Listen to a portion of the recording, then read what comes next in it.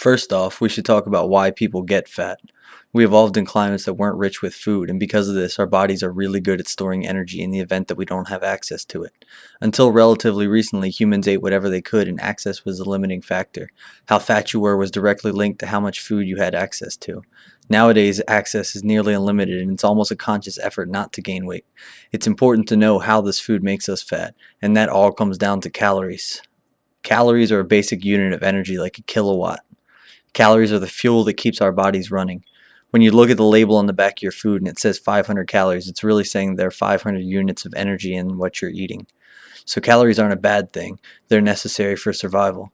The issue comes when we consume more calories or energy than we expend. Our bodies will store the leftover energy as fat.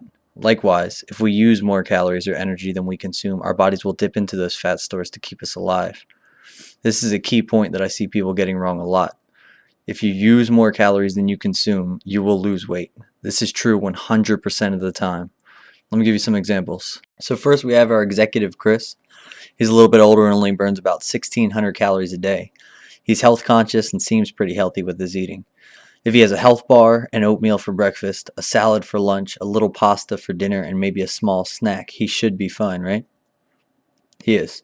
Eating like that every day, he wouldn't really lose or gain too much weight. And then we have Olivia. She's based on multiple clients that I've had. She's not at all physically active, has tried multiple diets before Herbalife and they all failed. Her healthy diet consists of 2 shakes, a salad, and 2 snacks of Skinny Fit popcorn and pita bread with peanut butter. It sounds healthy as hell, but will she lose weight? Nope. And she'll be shocked because all of the food she's eating are stereotypically healthy foods. Calories are all that matters, and she's over by almost 500 a day, and that's assuming no cheat meals. Then we have Mike, who represents the stereotypical college student. He's a borderline alcoholic and eats terribly, but he's also pretty active and a young male, so he burns about 2,200 calories a day. He grabs a Big Mac before class, has 5 shots of Fireball on an average night, maybe smokes a little bit of weed, gets some cravings, and eats 2 cans of SpaghettiOs and 6 pizza rolls. That sounds terribly unhealthy, but you guessed it. He would end up losing weight if this was his average day. He might look terrible because he's lacking protein, but he'd still lose weight. And finally, we have Laura. She's young, heavy, moves around a lot at work, and does Zumba religiously. She burns about 2,400 calories a day. She decides to try Herbalife and commits to 2 shakes a day, but she's also going out to eat McDonald's after work, and in a typical sad girl fashion, she has 2 glasses of wine and 2 pints of ice cream by herself at night. You think she'll lose weight? She will. Even with a full McDonald's meal, ice cream, and wine, her weight loss would be pretty slow, but she'd still be losing weight. And as you can see, weight loss has absolutely nothing to do with how healthy your food choices are. It's just a matter of calories in versus calories out. And I want to stress that because the lack of understanding surrounding this is where most of the misconceptions come from. That being said, the diets I just showed you will make you lose weight, but they won't really make you look good. And that's where macros become important. Macro is short for macronutrient, and these are where calories come from. The 3 big macros we track are fats, which provide 9 calories per gram, carbs, which are 4 calories per gram, and proteins, which are also 4 calories per gram. The difference between counting calories and counting macros is the difference between skinny fat and sexy. Before I get into ratios, let me talk about what each macro is and does. Carb is short for carbohydrate. Carb calories are the best fuel the body has. To compare it to real-world energy, it would be the gasoline of the nutritional world. They're your body's first choice and provide the quickest energy of the 3. They're divided into sugars and complex carbs. Your body uses sugars immediately. Complex carbs are just giant chains of sugars, and your body takes time to digest them, and so the sugars are released slowly over time instead of being dumped all at once. Sugars cause a spike in insulin, and what's left over is immediately put into storage as glycogen, which is just stored sugar, or fat. This is why you crash after a sugar rush. Your body has already stored the extra and has removed your energy source, and now you crave more. Because of this, complex carbs are usually a better choice. Instead of an insulin spike and crash, you get bursts of energy and feel more satisfied for longer. Fats get a bad rap because it seems like common sense that eating fat would make you fat. In truth, fat is just a slower burning fuel than carbs. It's like the coal of the nutritional energies. It provides long-lasting energy, but you'll never get a rush like you do from sugar.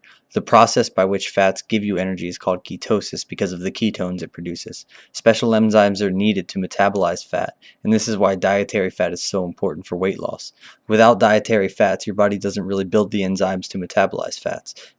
So when you're cutting calories, your body will use little fat and a lot of muscle for energy. When you eat fats, your body has the enzymes and you use a lot of fat and a little muscle.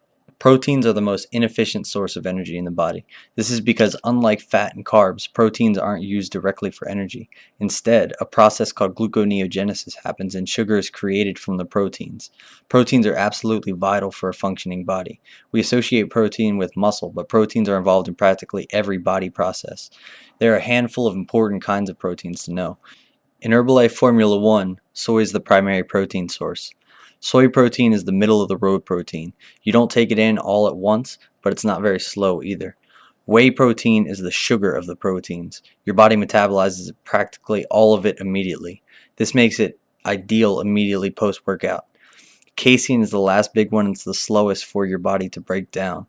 It's especially good before bed when your muscles are repairing themselves. And Rebuild is actually a whey and casein blend, which is ideal because you get the immediate release and the slow stuff. Macro ratios can vary greatly. A vegan might have an 80-10-10 split, meaning 80% of calories come from carbs, 10% calories from fat, and 10% calories from protein, while a ketogenic dieter might have a 5-70-25 split, 5% calories from carbs, 70% calories from fat, and 25% calories from protein. You just have to play around and find out what works best for you or your client. Whenever figuring out what your macro should be, you want to start by determining your calories. I'll use myself as an example. For this weight loss contest, I'm eating 1,800 calories a day. I personally start with my protein. I know that around 120 grams is more than enough, so I'll set my protein there. Where you put it is up to you, but unless you're on steroids, have very high testosterone, or are just a very large person, 120 grams is usually more than you'll need.